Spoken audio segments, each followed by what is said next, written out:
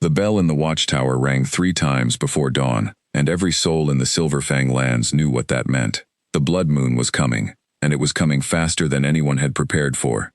Elena Voss stood at her window with a bundle of dried herbs still in her hands, watching the sky bleed from black to a strange, deep orange at the edge of the horizon.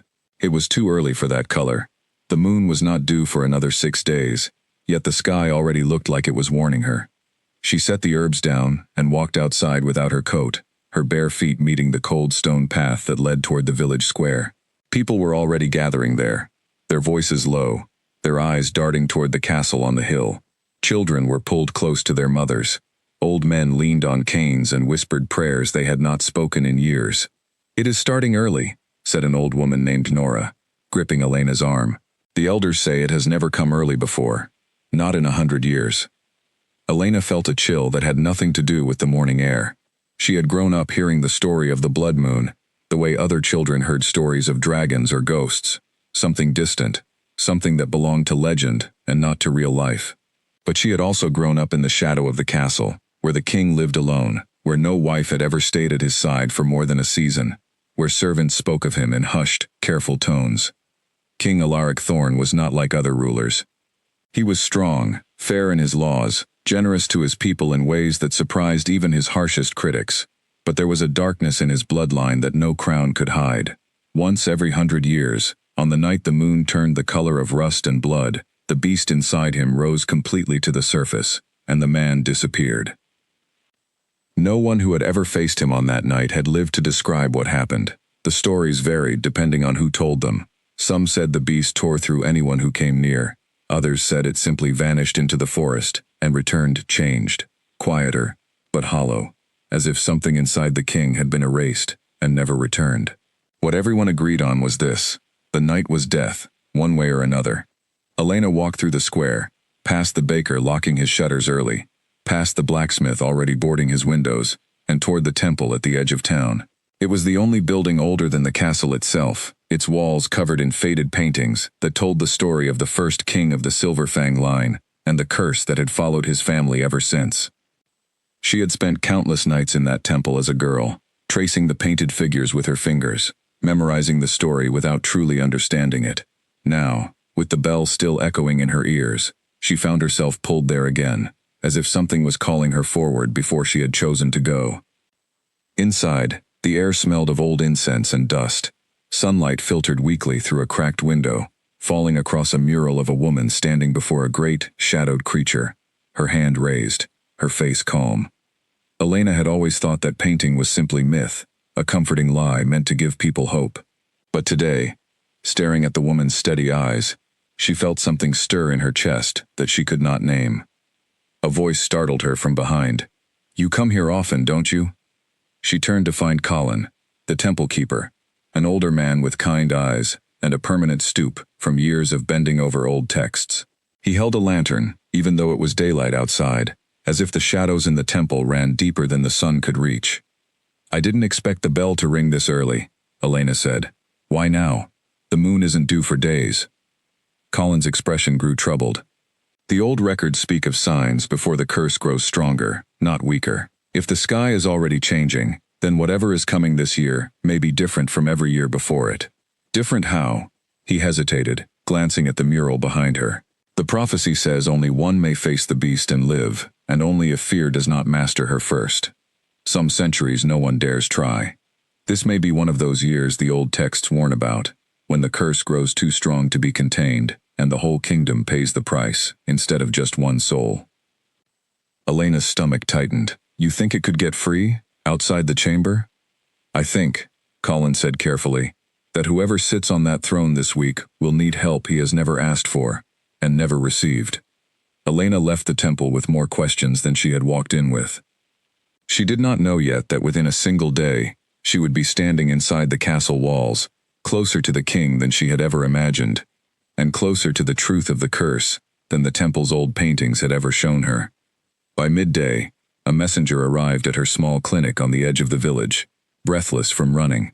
One of the castle guards had been injured during training, a deep cut along his forearm that would not stop bleeding, and the castle healer was away, tending to a sick child in a neighboring town. Elena grabbed her satchel without hesitation. Healing was not just her trade.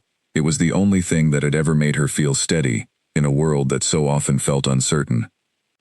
The walk to the castle took nearly an hour, up a winding road lined with old oak trees whose branches seemed to lean toward the towers above, as if even the forest wanted to listen at the king's windows. Guards at the gate looked at her with quiet respect. Her reputation as a skilled healer had reached even those high walls. Inside, the castle was colder than she expected, its stone halls polished but strangely empty of warmth. She was led to a small chamber, where the injured guard sat pale and sweating, his arm wrapped in a cloth already soaked through. Elena worked quickly, cleaning the wound, applying pressure, speaking softly to calm him as she worked. Within minutes, the bleeding slowed, and the guard's breathing steadied. "You have a gentle hand," said a deep voice from the doorway. Elena looked up and felt the air leave her lungs. The king stood there, tall and broad-shouldered, dressed simply for a man of his rank, his dark eyes watching her with an intensity that made her fingers pause over the bandage. She had seen him from a distance before, during festivals, always surrounded by guards and advisors. She had never stood this close. "Your Majesty," she said, quickly lowering her eyes and finishing the wrap around the guard's arm. "He will heal well." The cut was deep, but nothing vital was harmed. "You came quickly," Alaric said, stepping further into the room. "Faster than any healer I've had in years." He was in pain. There was no reason to wait. Something flickered across the king's face, something like surprise, as if kindness offered without hesitation was rare enough to notice. He watched her a moment longer, and then, unexpectedly, he stepped closer, his gaze dropping briefly to the bandage before returning to her face. "What is your name?" "Elena, Your Majesty. Elena Voss." He repeated her name quietly, as though testing the sound of it. "Thank you, Elena. Your care will not be forgotten." She should have simply bowed and taken her leave. Instead, without thinking, she reached out and gently touched his forearm, the one nearest her, meaning only to guide him back, so she could check that the guard's bandage was not too tight against the table. The moment her fingers met his skin, something strange happened. Alaric went very still, his shoulders lowering slightly, his breath slowing as though a tension he always carried had, just for a heartbeat, eased. Elena felt it too, a strange warmth traveling up her arm, though she could not explain why. She pulled her hand back quickly, embarrassed by her own boldness. "Forgive me, Your Majesty. I did not mean to overstep." "You didn't," Alaric said, his voice quieter now, almost thoughtful. "It has been a long time since anyone's touch did not make me feel like a threat waiting to happen." The words hung in the air between them, heavier than either of them expected. Elena did not fully understand what he meant, not yet, but something in his tone told her this was not simply a comment about court manners. There was pain beneath it, old and carefully hidden. Before she could respond, one of his advisors appeared at the door, bowing hastily. "Your Majesty, the council waits you. The matter of the early signs cannot wait." Alaric's expression shifted instantly, the brief warmth replaced by the guarded control Elena imagined he wore every day of his life. He nodded to the advisor, then turned back to her one last time. "Stay in the castle tonight," he said.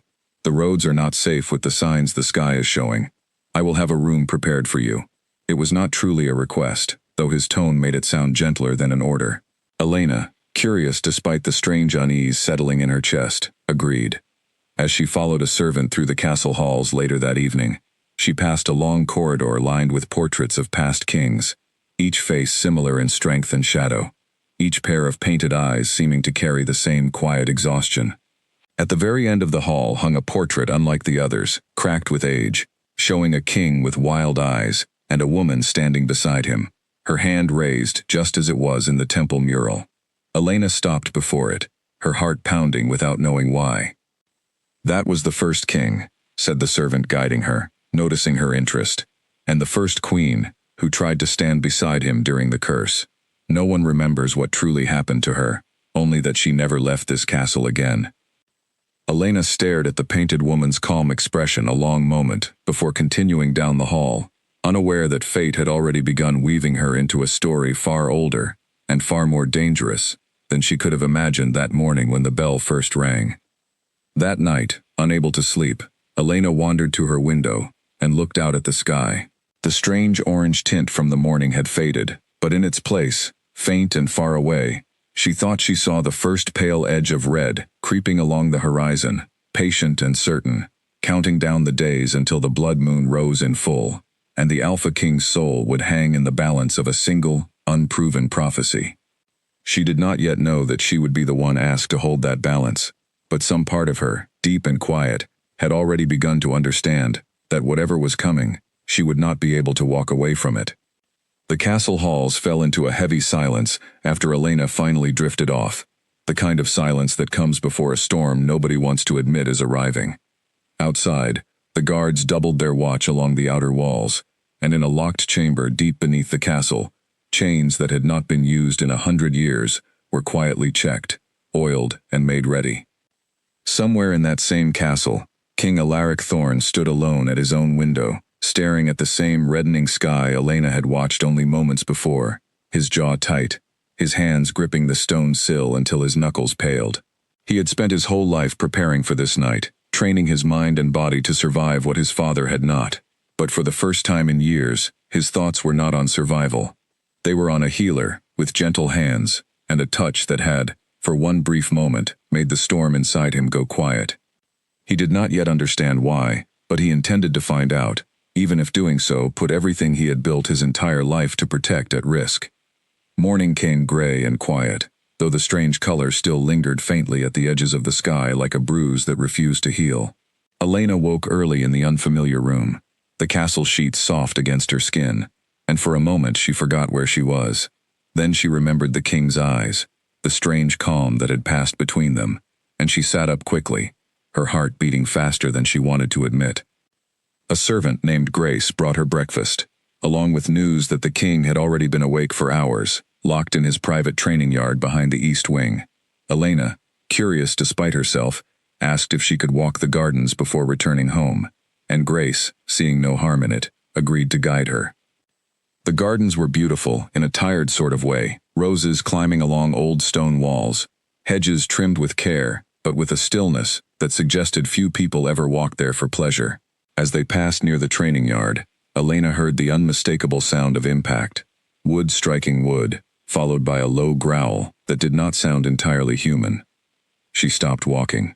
Grace grabbed her arm gently. "It is best not to look, miss.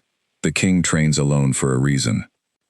But Elena had never been good at simply walking away from things she did not understand. She stepped toward the low wall separating the garden from the yard and looked over. Alaric stood in the center of the training space, shirt discarded, sweat gleaming along his shoulders despite the cool morning air. He held a heavy wooden staff, striking a post again and again with a controlled fury that seemed less like practice and more like punishment. His eyes, when he turned briefly toward the wall, glowed faintly amber before fading back to their normal dark brown, and his hands trembled, not from exhaustion, but from restraint. Elena's breath caught. She had heard stories of the curse her whole life, but seeing even this small glimpse of it, the flicker of something powerful and barely leashed beneath the king's calm exterior, made the legend suddenly, terribly real. Alaric noticed her watching. Instead of anger, his expression shifted to something like exhaustion, an old, familiar shame. He set the staff down slowly and walked toward the wall, his chest still rising and falling heavily. "You shouldn't be here," he said, though his voice held no real command in it. "I didn't mean to intrude," Elena replied honestly. "I heard a sound, and worried someone was hurt." "No one is hurt," Alaric said. "Not yet." The words carried a weight Elena did not fully understand, but she recognized pain when she heard it, in any voice, from any person, king or otherwise. "You train like this every day?" "Every day since I was 12 years old," he said. "My father believed if I disciplined my body enough, I could discipline what lives inside it. He was wrong, but I never stopped trying anyway. It is easier than accepting there may be no cure." Elena studied him for a long moment. What if discipline was never the answer? What if it was something else entirely? Something shifted in his gaze, curiosity breaking through the guarded wall he wore like armor. Such as? She hesitated, unsure how to explain the strange calm she had felt the day before when her hand met his arm, unsure if it had meant anything at all, or if she had simply imagined it in the exhaustion of a long day. "I don't know yet," she admitted. But yesterday, when I touched your arm, you seemed different, calmer. Maybe that means something. Alaric was quiet for a long moment, his jaw tightening, as though wrestling with whether to trust the observation or dismiss it as coincidence. Finally he spoke, his voice low. No one has ever calmed anything in me, Elena. Not truly. Not since my mother died. The admission surprised them both. He seemed almost startled that he had said it aloud, as if the words had slipped free before his usual caution could stop them. Elena did not press further, sensing that pushing too hard might close a door that had only just, barely, begun to open. Instead, she offered something simpler. Then maybe it's worth paying attention to, instead of ignoring it. He studied her a long moment, something unreadable passing behind his eyes, before a servant called from the castle steps, announcing that the council had gathered earlier than expected to discuss the strange sky and its meaning. Alaric excused himself with a small nod, but as he walked away, he looked back once, briefly, as though committing the sight of her standing there to memory. Elena returned to her clinic that afternoon, though her thoughts remained tangled around the castle she had left behind.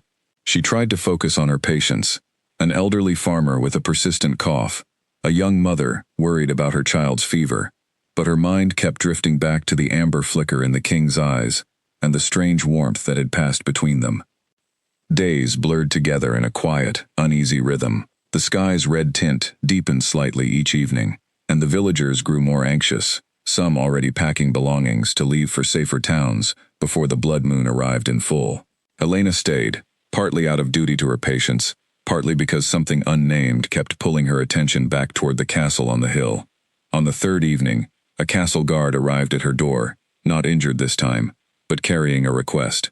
The king wished to see her again, this time not for healing, but simply to speak. Elena's pulse quickened at the invitation, though she told herself it was only curiosity, only the natural interest anyone would feel toward a mystery as old and strange as the Alpha King's curse. She arrived at the castle just as the sun began to set, painting the sky in deeper shades of red than she had seen yet. Alaric received her in a smaller, private study, rather than a formal hall, a fire crackling in the hearth, shelves lined with old books that looked far more worn than decorative. "You wish to see me, your majesty." "Alaric," he corrected gently. "At least here, when it is only us." She nodded, feeling an odd warmth at the small permission. "Alaric, then. Why did you send for me?" He gestured for her to sit, taking the chair across from her rather than remaining standing in the commanding posture she had grown used to seeing from him in public. "I have been thinking about what you said, about the calm you felt when your hand touched mine. And I want to understand it," he admitted. "Not because I believe it will cure anything. I have long accepted there is no cure for what I carry. But if there is even a small comfort to be found before the blood moon rises fully, I find myself unwilling to ignore it out of pride."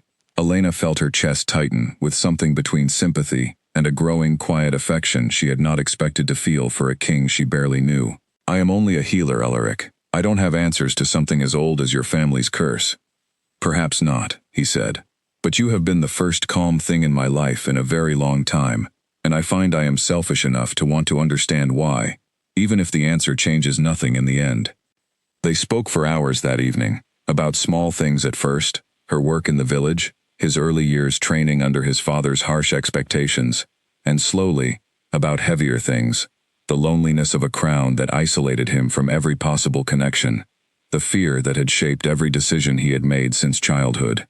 Elena found herself sharing more than she intended as well, her own losses, her own reasons for choosing healing, as a way to hold on to some sense of control in a world that so often felt chaotic. By the time she left the castle that night, the sky above her had turned a deep, unmistakable red along the horizon, a color that no longer looked accidental, but deliberate, patient, counting down toward something neither of them could yet fully name. Neither Elena nor Alaric spoke of what was growing quietly between them, not that night, and not for several nights after. But something had shifted, subtle and undeniable, a thread being pulled taut between two people who had both, in their own ways, spent their lives guarding themselves against exactly this kind of closeness. Neither of them knew yet how much that thread would be tested when the blood moon finally rose in full. Colin the temple keeper sent word to Elena 3 days later. a short note asking her to come as soon as she was able. He had found something in the old records, something he said could not wait for a casual visit. Elena closed her clinic early, the worry in his handwriting pulling her feet faster than usual along the path toward the temple. Inside, dust floated in thin beams of colored light from the cracked window, and Colin sat hunched over a stack of ancient parchments spread across the stone floor, his lantern burning even brighter than before, as though he had not slept in days. "You found something about the prophecy," Elena said, more statement than question. "More than something," Colin replied, his voice unsteady. "I found the missing piece, the part every version of the story leaves out." He pointed to a passage written in old script, faded, but still legible, if one knew how to read the ancient dialect. Elena knelt beside him and studied the words slowly, translating them under her breath. "When the moon runs red, only one untouched by fear may step where none have survived, and her sacrifice shall either break the curse or bury it forever." She had heard fragments of this before, whispered in stories, painted in the temple mural. But Colin pointed to a second line beneath it, one she had never encountered. "The one who steps forward is not chosen by strength, nor by blood, nor by title, but by the beast itself, drawn to the one whose calm can quiet its rage, though she herself may not yet understand why she was chosen." Elena's hands went cold. She thought of the moment in the injured guard's chamber, the strange stillness that had passed through Alaric at her touch. She thought of the amber flicker in his eyes during training, calming the moment he noticed her watching. She thought of the quiet hours they had spent together in his study, the thread she had felt forming between them, without fully understanding its weight. "You think it's me," she said quietly. Colin did not answer right away, his old eyes studying her with something between sympathy and fear. "I think the signs point somewhere, and I would be a poor friend if I pretended not to notice where they seem to be pointing. But the prophecy also says sacrifice," Elena said, her voice tightening. "It doesn't promise survival. It only promises the curse will end, one way or another." "That is the part that has always been left out of the stories told to comfort children," Colin admitted. "The truth is harder than the legend. Whoever steps forward accepts the risk that the story will not end kindly for her, even if it ends kindly for the kingdom." Elena sat back on her heels, staring at the mural of the woman with her raised hand, the first queen who had vanished from the story after that long-ago night. She finally understood why no one remembered what happened to her. Perhaps the ending had simply been too painful for the old records to preserve, or too sacred to repeat aloud. "I need to see the rest of it," Elena said. "Everything you have, every fragment, every version, however contradicting." Colin worked with her long into the evening, spreading every scrap of parchment across the temple floor, tracing timelines and comparing translations. Some versions suggested the sacrifice was not death at all, but something more abstract, a surrender of fear itself, a willingness to walk toward danger without flinching. Others were darker, suggesting blood had always been required, that no one had ever truly walked away unscathed. By the time Elena left the temple that night, her mind was a storm of questions with no clear answers, and the sky above her burned a deeper red than she had yet seen, patient and steady, marking each passing day with growing certainty. She did not go to the castle that night, needing time to sit with what she had learned, but 2 days later, a guard arrived at her clinic once more, this time not carrying a polite invitation, but an urgent summons. Word had reached the Castle of Unrest along the northern border, a rival pack testing the Silverfang lines while the kingdom's attention remained fixed on the coming blood moon. Alaric was riding out to meet the threat personally, and the healer accompanying his personal guard had fallen ill overnight. Elena did not hesitate. She gathered her satchel and rode out with the small company before the sun had fully risen, her heart pounding with a mixture of fear and a strange, steady resolve she could not entirely explain even to herself. The ride to the border took most of the morning, the company moving swiftly through forest trails still damp with early dew. Elena had never ridden this far from the village before, and the unfamiliar landscape only added to the strange sense that she was crossing some invisible threshold, moving further not just in distance, but in the direction her life had begun quietly turning since the bell first rang.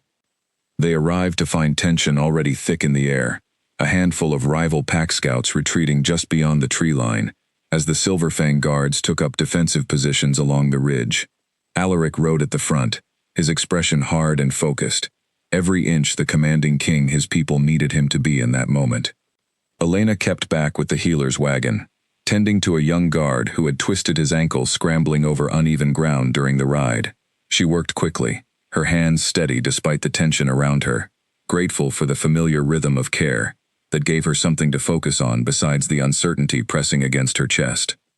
The confrontation at the border ended without serious conflict, the rival scouts retreating once they realized the Silverfang forces were prepared and unwilling to be caught off guard.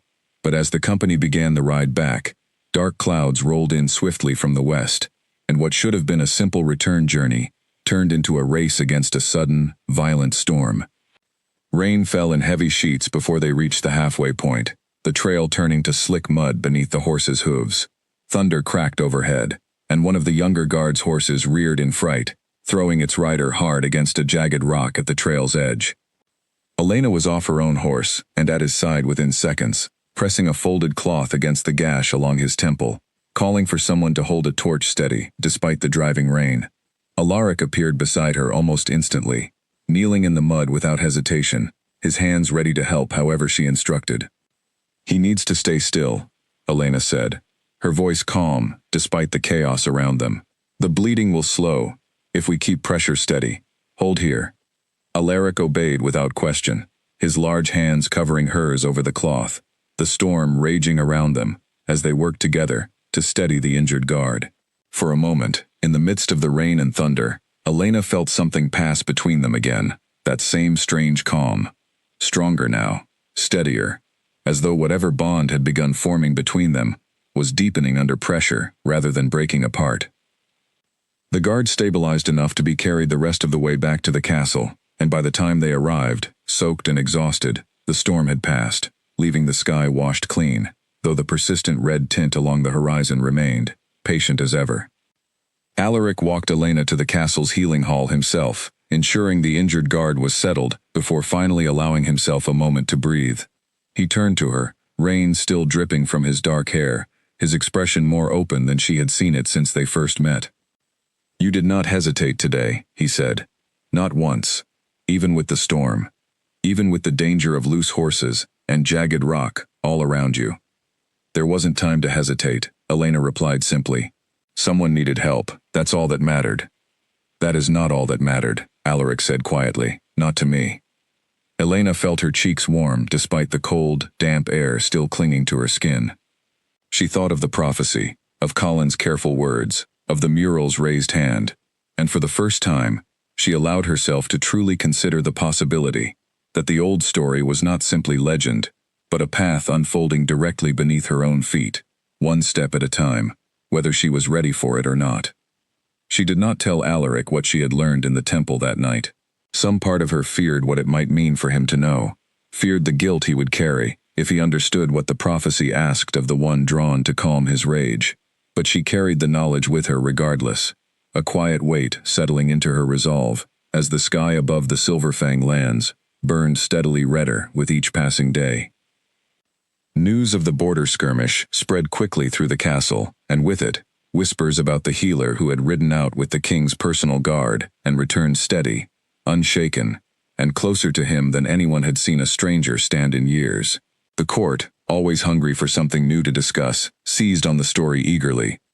Elena felt the shift the next time she visited the castle, glances following her down the halls that had not been there before, some curious, some guarded, a few openly suspicious. A council member named Edwin, an older advisor known for his caution and his loyalty to tradition, approached her directly one afternoon as she waited outside the king's study. "You are the village healer," he said, his tone polite but pointed, "the one who rode with the king's company."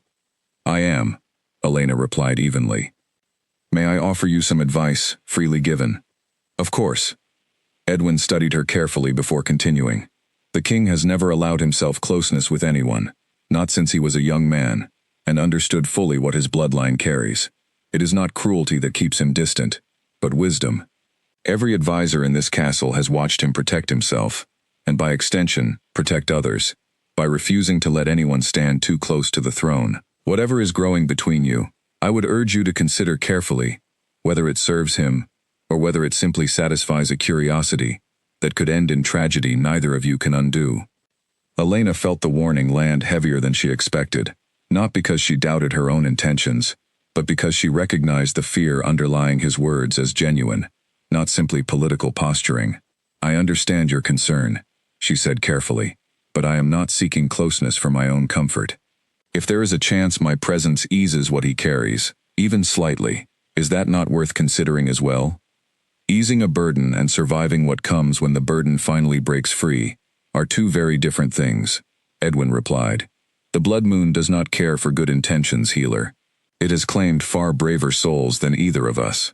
He left her with that warning, and Elena stood alone in the hallway for a long moment, the weight of his words settling uncomfortably alongside the prophecy she had not yet shared with anyone but Colin. That evening, Alaric sought her out in the healing hall, where she had stayed late to check on the guard injured during the storm. He looked tired, the strain of the coming days visible in the tightness around his eyes. "Edwin spoke with you," he said. It was not a question. "He did," Elena admitted. "He worries for you." "He worries for the kingdom," Alaric corrected gently, "which is not entirely separate from worrying for me, though it often feels that way." He walked closer, his hands clasped behind his back, a posture she had come to recognize as the one he wore when carefully choosing his words. "He is not wrong to be cautious, Elena. My father's reign ended in tragedy that this kingdom still has not fully recovered from. I have spent my entire life ensuring history does not repeat itself, even if that means denying myself things I might otherwise want." "And what do you want?" Elena asked quietly. Alaric was silent for a long moment, his gaze steady on hers. "I want the same calm I feel when you are near me, to last longer than the moments we are given. But wanting something and allowing myself to pursue it, despite the danger it may bring to you, are two very different choices." "You said something similar in your training yard," Elena said, "that no one has ever calmed anything in you before. Doesn't that count for something, even against the danger?" "It counts for everything," Alaric admitted, "which is exactly why I fear it so deeply." He explained, then, more than he ever had before, the history that had shaped his caution. His father, King Godric, had been strong and beloved in his early years, admired for his fairness and his strength in battle. But when his own blood moon arrived, something had gone wrong that no elder fully understood even now. The beast had broken free of every precaution taken to contain it, and by the time dawn arrived, Godric's mate, a woman the kingdom had loved as much as they loved him, was gone, and Godric himself was never the same man again. He spent the remaining years of his reign in quiet, guarded isolation, refusing closeness with anyone, teaching his son the same painful lesson through years of hard discipline, rather than gentle guidance. "I was 12 when it happened," Alaric said, his voice quieter now, stripped of its usual guarded control. "Old enough to understand what I had lost, and old enough to understand what I might one day become if I ever let my guard down the way my father once did." Elena felt her chest ache with a sympathy so sharp it nearly stole her breath. She understood now, more fully than the prophecy alone had shown her, exactly what stood between Alaric and the connection quietly growing between them. It was not simply fear of the beast itself, but fear of becoming the very tragedy that had shaped his entire childhood. "I am not your father's mate," Elena said gently. "And you are not your father. Whatever happened during his blood moon, it does not mean the same ending waits for you." "How can you be certain?" Alaric asked, and for the first time since she had met him, his voice carried real vulnerability, unguarded and raw. "I can't be certain," Elena admitted honestly. "No one can promise how the coming night will unfold, but I do know that fear built entirely on the past leaves no room for anything different to happen in the future, and I have never been someone who believes the past is the only story worth trusting." Alaric studied her for a long, quiet moment, something shifting behind his eyes, not quite hope, but something closer to it than he had allowed himself to feel in a very long time. He reached out, slowly, giving her every opportunity to step back if she wished, and gently took her hand in his. The same warmth passed between them again, steady and calm, and for a moment, neither of them spoke, simply standing together in the quiet healing hall, as the candles burned low, and the red-tinted sky deepened outside the windows, counting down toward the night neither of them could avoid, no matter how carefully they tried to prepare for it. Word of their growing closeness continued to spread through the castle over the following days, and while some among the staff watched with quiet hope, others grew increasingly uneasy. The council convened more frequently, their discussions growing tense behind closed doors, the weight of the approaching blood moon pressing on every decision they made. Elena, for her part, continued splitting her time between her village clinic and the castle, unwilling to abandon either duty despite the growing pull she felt toward Alaric and the uncertain future awaiting them both. She thought often of the prophecy, of the sacrifice it demanded, of the calm Alaric had described feeling in her presence, and slowly, quietly, she began to understand that whatever choice awaited her when the blood moon finally rose in full, she would not make it out of fear. She would make it because some things, however dangerous, were worth walking toward with steady hands and an unafraid heart. The council chamber sat at the heart of the castle, a round room, lined with tall windows, that on any other week would have flooded the space with soft afternoon light. That day, the windows only let in the strange red glow that had settled permanently over the kingdom, giving every face in the room a tense, uneasy cast. Elena had never been summoned to a formal council meeting before, and she felt every eye turn toward her as she entered.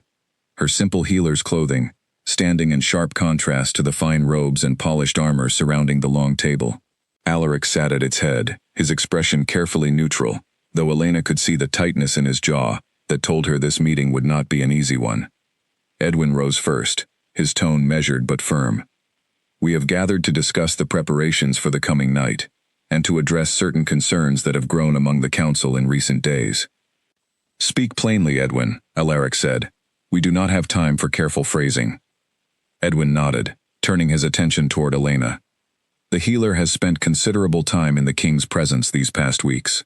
We do not question her skill or her intentions, but history has shown us, again and again, that closeness before the blood moon leads only to tragedy. No one has ever survived standing beside the king during his transformation, and we fear that continued closeness now only increases the risk of exactly that outcome repeating itself." Murmurs of agreement rippled around the table. Elena felt her pulse quicken, but she kept her expression steady, refusing to let the pressure of so many watching eyes shake her resolve. "With respect," Elena said, her voice clear despite the weight of the room's attention, "the old stories also carry a prophecy that speaks differently than the histories most of you have grown up trusting. It speaks of one who may stand beside the king and not simply survive, but end the curse entirely, if she faces it without fear." The room fell silent for a moment before Edwin spoke again, his voice sharper now. "Old prophecies have been used to comfort desperate people for generations, healer. They have never once proven true in living memory." "That does not mean they are false," Elena replied. "Only that no one has yet been willing to test them." Alaric raised a hand before the discussion could grow more heated, his gaze moving slowly around the table before settling on Elena. "The council's caution is not unfounded. I have seen what my father became after his own blood moon claimed the woman he loved. I will not allow history to repeat itself simply because hope feels comforting in a moment of fear." His words struck Elena harder than she expected, not because she disagreed with his caution, but because she recognized the fear beneath it, old and deeply rooted, shaping every decision he made even now. "Then what do you propose?" she asked quietly. "I propose distance," Alaric said, though his voice carried none of the certainty his words suggested. "Until the night has passed, it is safer for everyone, especially for you, if we do not continue as we have been." The council nodded in solemn agreement, and the meeting continued to other matters: defenses along the northern border, preparations for the sealed chamber beneath the castle where Alaric would be contained during the transformation, arrangements for the villagers who wished to leave before the night arrived. Elena listened, her mind only half present, the weight of Alaric's words settling heavily in her chest. After the council dismissed, Elena lingered in the empty chamber, staring out at the reddened sky through the tall windows. She understood the fear driving his decision, understood the council's caution, understood even the painful history that made distance feel like the only responsible choice available to him. But understanding did not make the ache in her chest any lighter. She found him later that evening, in the castle's private chapel, a quiet, simple room, far removed from the grandeur of the rest of the castle, candles burning low along the stone walls. He knelt before a small shrine, dedicated to his mother, his shoulders tense, despite the stillness of the space around him. "You came to convince me otherwise," he said without turning, sensing her presence before she spoke. "I came because I do not believe distance protects either of us," Elena said honestly. "I understand your fear, Alaric. I understand it more than you may realize. But fear built entirely from your father's tragedy does not have to dictate what happens between us." Alaric rose slowly, turning to face her, his expression torn between the discipline he had built his entire life around and something far more vulnerable underneath it. "Do you understand what it would mean if I lost control the way he did, and you were the one standing closest to me when it happened?" "I understand the risk," Elena said. "I am not choosing to ignore it. I am choosing to believe there may be another outcome possible, one the old stories point toward, even if no one alive has ever tested it." "And if you are wrong?" Alaric asked, his voice breaking slightly on the words. "If the prophecy is nothing more than comforting legend, and you pay the price my mother paid?" Elena stepped closer, close enough to take his hand gently in hers, the same warmth passing between them, steady despite the fear weighing so heavily in the room. "Then at least I will have chosen it myself, with open eyes, rather than watching from a safe distance, while you face it entirely alone, believing yourself unworthy of anyone standing beside you." Alaric closed his eyes, his hand tightening around hers, torn between duty and desire, between the careful discipline that had defined his entire life and the quiet hope Elena had somehow managed to plant, despite every wall he had built, to keep such hope out. "I cannot ask this of you," he said finally. "You are not asking," Elena replied softly. "I am choosing it. There is a difference, Alaric, even if the council does not see it that way." He did not answer right away, the silence stretching between them heavy with everything neither of them could yet promise. But when he finally opened his eyes and met her gaze, something had shifted, a quiet acceptance settling over the fear that had driven his earlier decision, not erasing it entirely, but no longer allowing it to be the only voice guiding his choices. Outside the chapel windows, the sky burned a deeper red than either of them had yet seen, the days counting down now in a matter that felt far too short for everything still left unresolved between them, and far too long for the fear pressing steadily against both their hearts. 2 days before the blood moon, Alaric asked Elena to walk with him to the one place in the castle he had avoided showing anyone for years, the sealed chamber beneath the lowest levels, where the transformation would take place. Guards stood at attention along the narrow stone stairwell leading down, their faces grim, torches flickering against damp walls that seemed to grow colder with every step. "I want you to understand fully what you are considering," Alaric said as they descended. "Not the version softened by prophecy or hope, but the reality my family has faced for generations." The chamber itself was larger than Elena expected, carved directly into the stone beneath the castle, its walls reinforced with iron bands worn smooth from decades of use. Heavy chains hung from anchors bolted deep into the rock, and a thick door, banded in iron, stood at the chamber's entrance, ready to be sealed the moment the transformation began. "This is where my father lost himself completely," Alaric said quietly, his gaze fixed on the chains. "This is where I have prepared to lose myself. Every year the moon has threatened to rise red, though it has thankfully passed without full transformation until now, since the curse waits a full century between its strongest risings." Elena studied the chamber carefully, imagining the fear that must have filled this space during past blood moons, imagining Alaric as a young man learning these very walls, long before he was old enough to understand the full weight of what they represented. "Show me the histories," she said. "Not the summarized version the council repeats, but the actual accounts, however painful."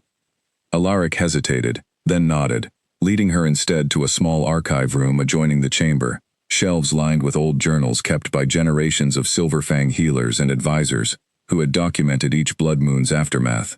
Elena spent hours poring over the fragile pages, tracing accounts written in careful, worried handwriting across centuries. Most entries described exactly what Edwin had warned her of: tragedy following the curse's full rising, isolation and loss marking the years that followed.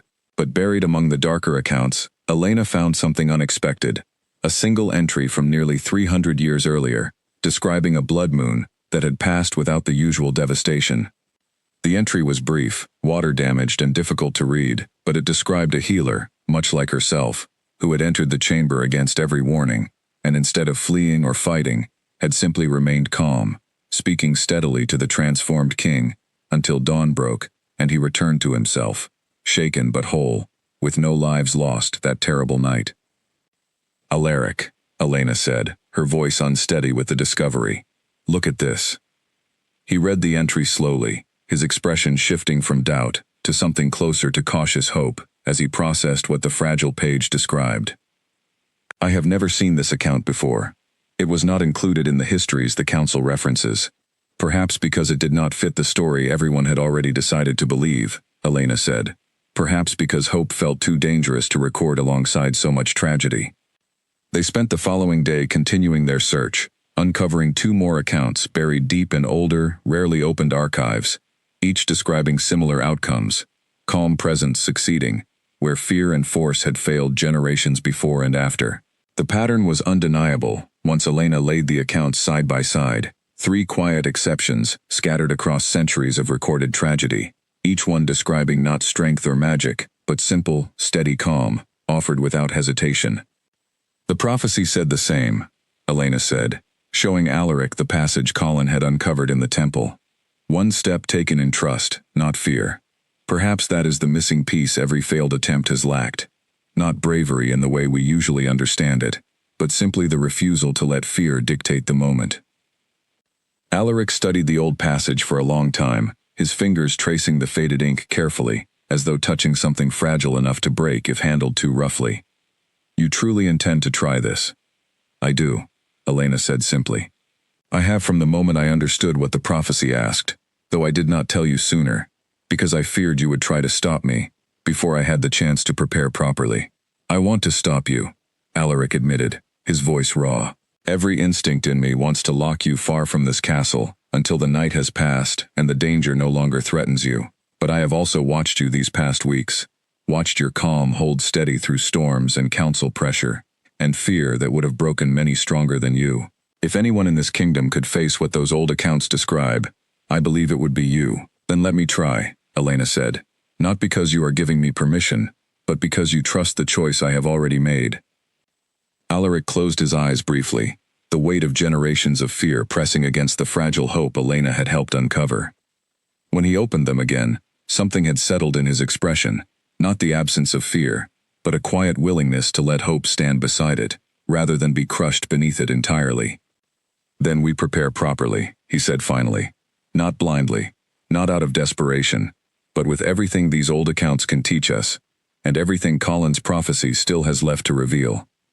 They spent the following days working closely with Colin, cross-referencing every fragment of the prophecy with the newly discovered accounts, searching for any detail that might improve Elena's chances when the night finally arrived. Colin explained that the accounts all shared one final detail Elena had not yet noticed. Each successful healer had entered the chamber not through force or council permission, but through quiet, deliberate choice, walking forward of their own will, rather than being sent or commanded. "The prophecy speaks of trust, not obligation," Colin said. "Perhaps that distinction matters more than any of us initially understood." Elena absorbed every lesson carefully, practicing the calm, steady presence she would need to carry into the chamber, learning what little was recorded about breathing patterns and voice control that had helped previous healers remain grounded, even as the transformed king's instincts registered them as potential threats. Alaric, for his part, spent those final days training differently than he ever had before, not fighting against the beast within him, as he always had, but learning instead to recognize the moments when its rage might be reached by calm rather than force, working alongside Elena to understand what she might need from him, however small, in the moments his human mind still lingered at the edges of the transformation. As the final day before the blood moon arrived, the castle settled into a tense, anticipatory quiet, guards doubling their watch, villagers who had chosen to stay gathering in the temple to pray, and Elena and Alaric spending their last free hours together in the quiet chapel where hope had first been allowed to stand beside fear. "Whatever happens tomorrow night," Alaric said, holding both her hands in his, "know that you have already given me something no one else ever has, the belief that this curse does not have to define the rest of my life." "Whatever happens tomorrow night," Elena echoed softly. Know that I chose this with my eyes fully open, and I would not choose differently, even if given the chance. Outside the chapel windows, the sky burned a deep, unmistakable crimson, the blood moons rising now only hours away, patient and certain, ready to test everything the old prophecy had promised, and everything Elena and Alaric had quietly built together in the weeks leading up to this final, decisive night. The final day passed in a blur of quiet, deliberate preparation. Castle staff moved through the halls with hushed urgency, securing shutters, checking the strength of the chamber's iron door for the final time, arranging supplies of food and water for the villagers who had chosen to shelter within the castle walls, rather than risk the roads on such an uncertain night. Elena spent the morning with Colin in the temple, reviewing every detail of the prophecy one final time, ensuring nothing had been overlooked in their preparation. Colin, his eyes heavy with worry he tried carefully to hide, pressed a small pouch of dried herbs into her hands before she left. For steady breathing, he explained. Nothing magical, only practical. If your hands begin to shake, breathe deeply through this, and let it remind you why you chose this path in the first place.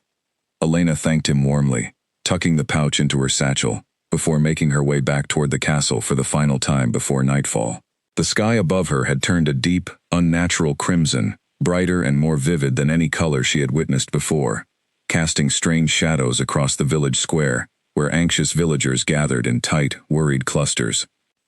At the castle, Edwin approached her one final time, his expression softer than she had seen it before, the sharp caution from their earlier conversation, replaced by something closer to reluctant respect.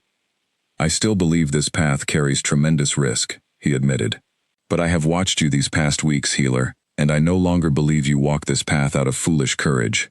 Whatever happens tonight, know that not everyone in this castle doubts you. Thank you, Edwin, Elena said, genuinely touched by the shift in his tone. That means more than you may realize. She found Alaric in his private chambers, dressed simply, his expression calm on the surface, but carrying a tension beneath it, that Elena had come to recognize well over the past weeks. He turned as she entered, and for a long moment, neither of them spoke, simply standing together in the quiet room, as the weight of the coming night settled fully between them. The council wanted to post extra guards directly outside the chamber door, Alaric said finally. I refused them. If this does not go as we hope, I do not want anyone else caught in what follows. And if it does go as we hope, Elena asked, then perhaps for the first time in generations, extra guards outside that door will finally be unnecessary, Alaric replied, a faint, hopeful smile touching his lips despite the tension in his shoulders. They spent their remaining hours together quietly, reviewing every detail Colin had helped them uncover, practicing the steady, calm breathing Elena would need to maintain, no matter what she witnessed once the transformation began. Alaric explained, as best he could recall from his own experiences with the smaller, partial transformations he endured monthly, what she might expect: the amber glow of the beast's eyes, the low, rumbling growl that replaced his voice entirely, the raw, animal instinct that would recognize scent and presence far more acutely than sight alone. Do not run, he said firmly. Whatever instinct tells you in that moment, running will only trigger a chase response the beast cannot resist. Stand still. Breathe steadily. Let your presence speak louder than your fear. Elena nodded, committing every instruction carefully to memory, though she knew no amount of preparation could fully ready her for what she would face once the chamber door sealed behind her. As evening approached, Alaric was escorted to the chamber by a small, solemn procession of guards, his expression tightening with each step deeper into the castle's lower levels. Elena walked beside him the entire way, her hand resting lightly on his arm, offering what calm she could in these final moments before everything changed. At the chamber entrance, Alaric turned to her one final time, his hands framing her face gently, his dark eyes searching hers with an intensity that carried every fear and every fragile hope he had allowed himself to feel over these past difficult weeks. If this does not work, he said quietly, I need you to run the moment you sense danger has passed the point of no return. Promise me that much, even if you promise nothing else. Elena hesitated only briefly before nodding, though privately she was uncertain whether she would keep such a promise if the moment truly arrived.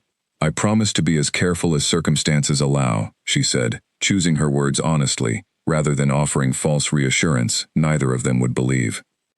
Alaric studied her a moment longer, understanding the careful evasion in her answer, before pulling her into a final, brief embrace, his heart pounding hard enough that she could feel it even through the layers of his clothing.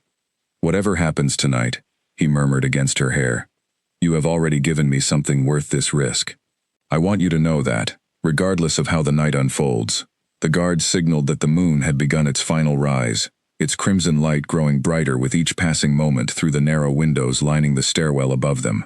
Alaric released Elena slowly, stepping back toward the chamber entrance, his expression steadying into the calm discipline he had trained his entire life to maintain, even as his eyes betrayed the fear beneath it. "I love you," he said simply, the words arriving without hesitation or careful phrasing, stripped down to their rawest, most honest form. "I love you too," Elena replied, her voice steady, despite the tears gathering at the edges of her eyes, "which is exactly why I am not letting you face this alone." The guards moved to seal the heavy iron door behind him as he stepped fully into the chamber, and Elena, against every protest whispered by the guards still lingering nearby, moved forward as well, stepping through the threshold just before the door closed completely, sealing herself inside the chamber alongside the king she had come to love, ready to face whatever the blood moon's rising would bring. Outside, the sky above the Silverfang castle burned its deepest crimson yet, the transformation beginning exactly as the ancient curse demanded, while inside the sealed chamber, two hearts prepared to test a prophecy that had waited 3 centuries for someone brave enough and calm enough to prove it true. The chamber door closed with a heavy, final sound, and darkness settled over the stone room, broken only by a few torches burning steadily along the walls. Elena pressed her back briefly against the cold stone, gathering her breath, watching, as Alaric moved toward the center of the chamber, his shoulders already beginning to shake with the effort of holding back what the rising moon demanded. "Elena," he gasped, his voice strained, "you should not be in here. The door is sealed. There is no going back now." "I know," she said steadily, though her heart pounded fiercely in her chest. "I chose this, Alaric. I am not leaving." He tried to respond, but his words broke apart into a low, guttural sound as the transformation began in earnest. Elena watched, her breath catching despite her best efforts at calm, as his body seemed to shift and grow, his shoulders broadening, dark fur spreading rapidly across skin that stretched and changed with terrible speed. His cries of pain echoed sharply off the stone walls, and Elena forced herself to stay rooted in place, remembering everything Colin and Alaric had taught her about steady presence, refusing to let her instincts drive her toward the door, despite every screaming impulse urging her to flee. Within moments, the man she loved was gone, replaced by something massive and terrifying, easily twice his normal size, powerful muscles rippling beneath dark fur, eyes glowing a fierce, unmistakable amber that held none of Alaric's familiar warmth. The beast let out a deep, rumbling growl, its head turning slowly toward her, nostrils flaring as it caught her scent fully for the first time. Every instinct in Elena's body screamed at her to run, to press herself against the door and beg the guards outside to let her out before it was too late. But she remembered Colin's words, remembered the fragile hope contained in those old, water-stained accounts, and she forced her breathing to slow, deliberately, steadily, refusing to let fear take control of her body, even as her mind raced with terror. The beast took a slow, heavy step toward her, its massive claws scraping softly against the stone floor, its growl deepening as it studied her, uncertain, assessing whether she represented threat or simply prey too foolish to flee. Elena remained perfectly still, her hands open at her sides, palms facing outward in the universal gesture of peace she had practiced countless times over the past several days. "Alaric," she said softly, her voice trembling only slightly despite her best efforts. "I know you are still in there. I know this feels like nothing but rage and instinct right now, but I am not your enemy. I am not here to hurt you, and I am not afraid of you." The beast paused, its massive head tilting slightly at the sound of her voice, something flickering behind the fierce amber glow of its eyes that might have been recognition, or might simply have been confusion at prey that refused to behave as expected. It took another step closer, close enough now that Elena could feel the heat radiating from its massive frame, could smell the strange, wild scent that clung to it, could see every detail of claws easily capable of ending her life in a single careless movement. Her pulse hammered violently in her ears, but she held her ground, repeating Colin's breathing pattern silently in her mind, refusing to let the trembling in her chest translate into visible fear. "I remember the first time you spoke to me," she continued, her voice steady, despite the danger pressing closer with every passing second.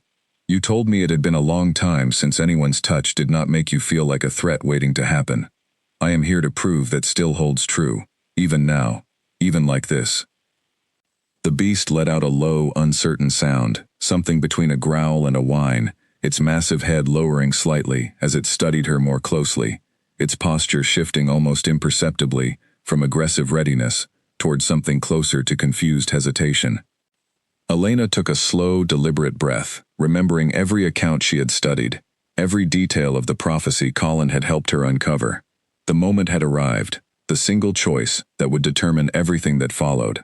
She could remain where she stood, hoping her presence alone might be enough, or she could take the step the old prophecy demanded, the step no healer in 300 years had found the courage to attempt without hesitation. She chose to step forward. It was a small movement, barely more than shifting her weight from one foot to the other, closing perhaps half the remaining distance between herself and the massive, transformed creature standing before her. But it was enough to make the beast freeze entirely, its amber eyes widening slightly, its ears flattening against its skull, in what might have been surprise rather than aggression. Elena's heart pounded so violently she feared it might be audible in the sudden, tense silence of the chamber, but she forced herself to remain calm, to keep her expression open and unafraid, to let every ounce of the love and trust she had built with Alaric over the past weeks shine through in her posture and her voice. "One step," she whispered. "That is all the old prophecy ever asked. One step, taken in trust, not fear. I am taking it, Alaric.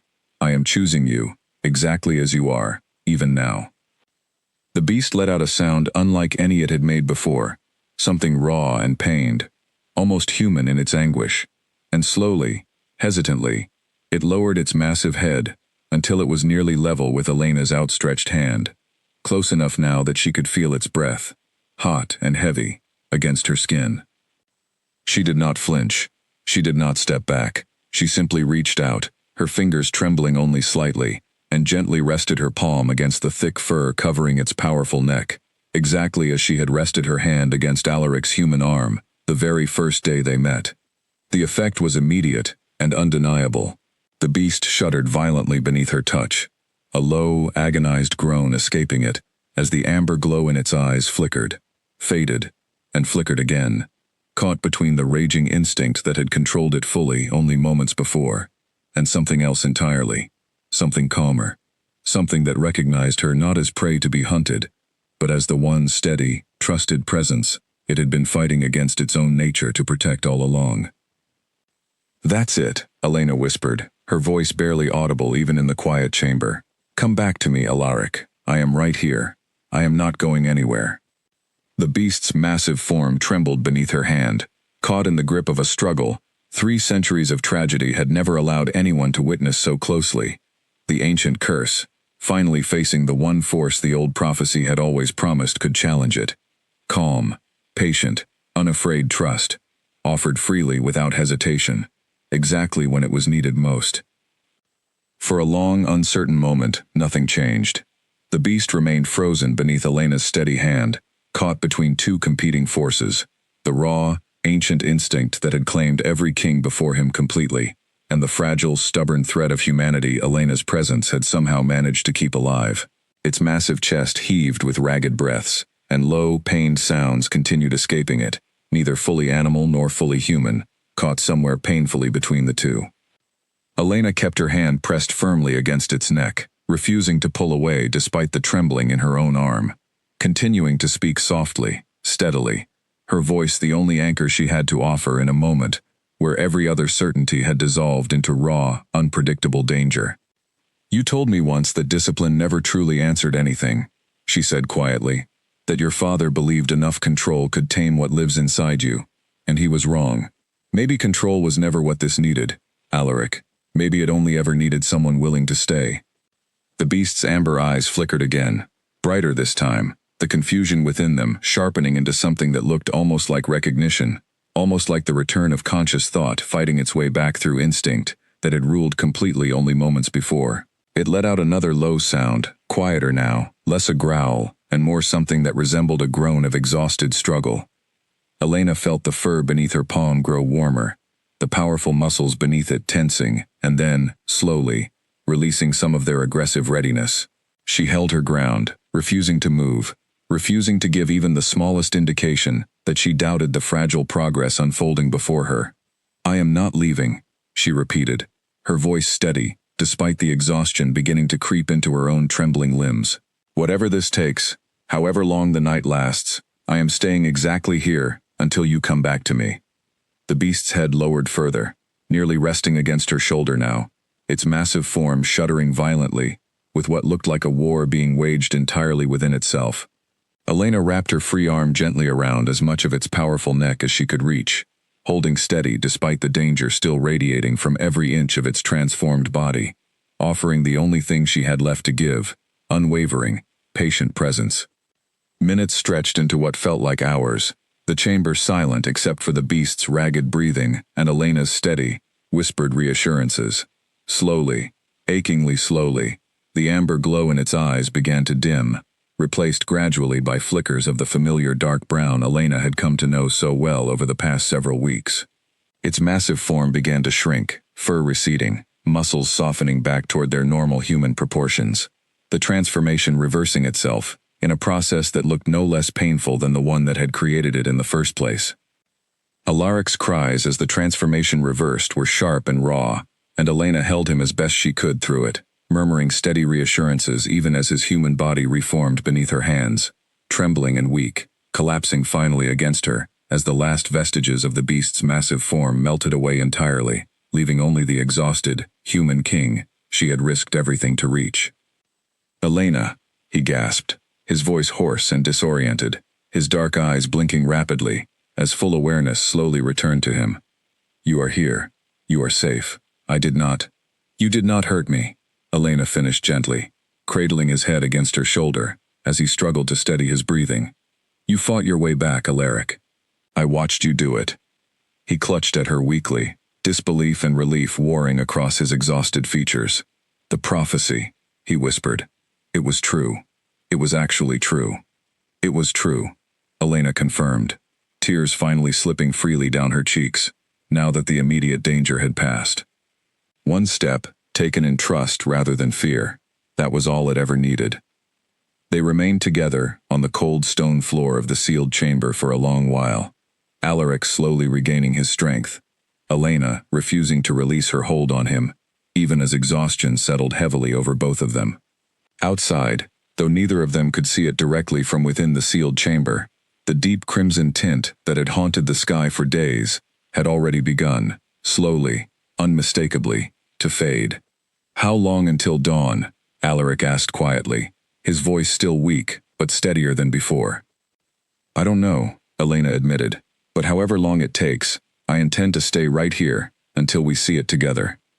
Alaric managed a faint, exhausted smile, the first genuine smile Elena had seen from him since this entire ordeal began weeks earlier. 300 years, he murmured. 300 years my family has feared this night, and you walked in here, as though it were simply another difficult patient waiting for your care." "You were simply another difficult patient," Elena replied gently, a tired laugh escaping her, despite everything they had just endured, "just one I happened to fall in love with along the way." They sat together quietly as the hours passed, Alaric's strength slowly returning, the ache and exhaustion in both their bodies gradually giving way to a fragile, disbelieving relief neither of them dared fully trust just yet, uncertain whether dawn would confirm what tonight's small, hard-won victory seemed to promise, or whether some final trial still waited in the fading hours of darkness before the curse could truly be called broken. The first sign of dawn arrived quietly, a thin, pale line of gold creeping along the edge of the narrow window carved high into the chamber wall, so faint at first that Elena almost missed it entirely. But within minutes, the light grew steadier, stronger, spilling gently across the stone floor where she and Alaric still sat together, and with it, the last lingering traces of crimson finally faded completely from the sky outside. Alaric noticed the change in the light before Elena did, his breath catching as he turned toward the window, watching the pale gold strengthen into the honest, steady light of true morning. "It's over," he said quietly, disbelief still coloring his voice even now. "The night has passed, and I am still myself." Elena felt tears gather fresh in her eyes, relief washing over her so completely that her hands trembled where they rested against his. "It's over," she echoed softly. "You made it through, Alaric. We made it through." Heavy footsteps sounded on the stairwell above, followed by anxious voices calling down toward the sealed chamber door. The guards, who had kept a tense, sleepless vigil throughout the entire night, clearly could not bear the uncertainty any longer, now that dawn had fully arrived. Alaric called back to them, his voice hoarse but unmistakably his own, steady and calm, in a way it had never been able to manage the morning after previous, smaller transformations. The heavy iron door swung open slowly, revealing Edwin and several guards standing anxiously on the other side, their expressions shifting rapidly from dread to stunned disbelief as they took in the sight before them, their king alive, unharmed, and very much himself, seated calmly beside the healer everyone had feared they would never see again. "Your Majesty," Edwin breathed, his usual careful composure completely abandoned in the face of what he was witnessing. You are well. Both of you are well." "We are," Alaric confirmed, rising slowly to his feet with Elena's help, his legs still unsteady from exhaustion, but his voice growing stronger with every word. "The curse did not claim either of us last night, Edwin. For the first time in 3 centuries, it did not have to." Word spread through the castle with astonishing speed, and by the time Alaric and Elena climbed the long stairwell back toward the upper levels, a small crowd had already gathered, servants and guards and council members alike, their faces a mixture of disbelief and cautious, growing joy. By midday, news had reached the village as well, and Elena watched from the castle steps, as villagers who had spent the night huddled fearfully in the temple began emerging into the bright, ordinary sunlight, their relief plain on every face, as word confirmed that their king had survived the blood moon whole, and that the ancient curse, haunting his family for generations, had finally, truly, been broken. Colin arrived at the castle before the day's end, his old eyes bright with a mixture of exhaustion and profound relief, as he embraced Elena warmly, the careful, cautious scholar momentarily forgotten in favor of simple, heartfelt joy. "You did it," he said, his voice thick with emotion. 300 years the prophecy waited, and you were the one brave enough and calm enough to finally prove it true. "I could not have done it without everything you taught me," Elena replied honestly. "The prophecy alone was only words on old parchment, until you helped me understand what it truly asked." That evening, the council convened once more, though the tension that had marked every previous meeting was entirely absent, replaced instead by a cautious, wondering optimism as they discussed what Alaric's survival meant for the future of the kingdom. Edwin, still visibly shaken by the events of the previous night, rose first to speak, his earlier caution transformed into something far warmer. "I owe you an apology, healer," he said, addressing Elena directly. "I warned you against exactly the choice that ultimately saved our king, and the kingdom along with him. I hope you can forgive an old man's caution, born from fear, rather than any true doubt in your character." "There is nothing to forgive," Elena replied gently. "Your caution came from love for your king, just as my choice came from the same. We simply arrived at different conclusions about how best to protect him."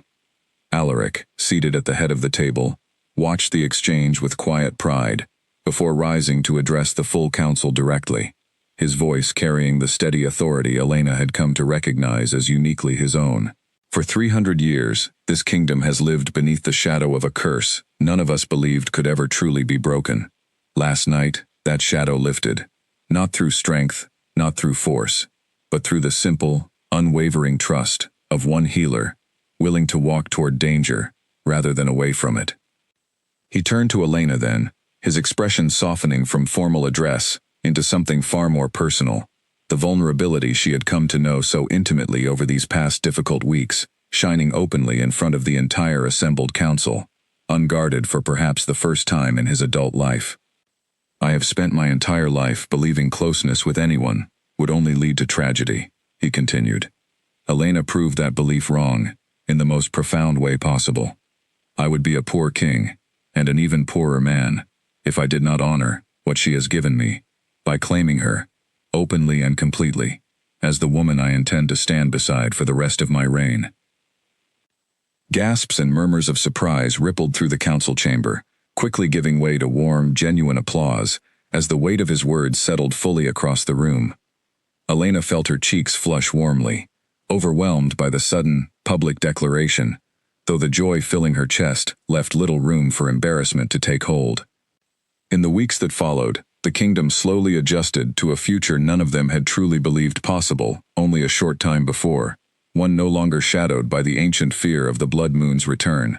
Alaric ruled with a new lightness Elena often noticed in quiet moments, a burden lifted from shoulders that had carried it since childhood, replaced instead by genuine hope for the years ahead.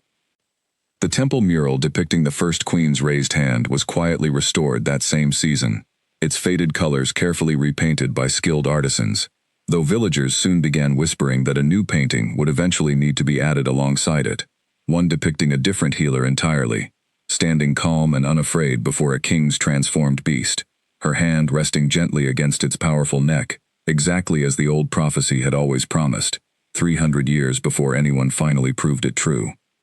Elena continued her work in the village, though she now split her time more evenly between her clinic and the castle she had once entered, only reluctantly, drawn instead by choice, by love, and by the quiet, steady bond she and Alaric had built together, through fear, through trust, and ultimately, through the courage of a single, deliberate step, taken when it mattered most. And though the Silverfang Kingdom would face other challenges in the years ahead, as every kingdom eventually does, the shadow of the Blood Moon no longer haunted its people the way it once had. For the first time in 3 centuries, the story told around village fires was no longer one of tragedy and loss, but of a healer's steady courage, a king's soul restored, and a single, quiet step that had finally, truly, broken a curse 300 years in the making.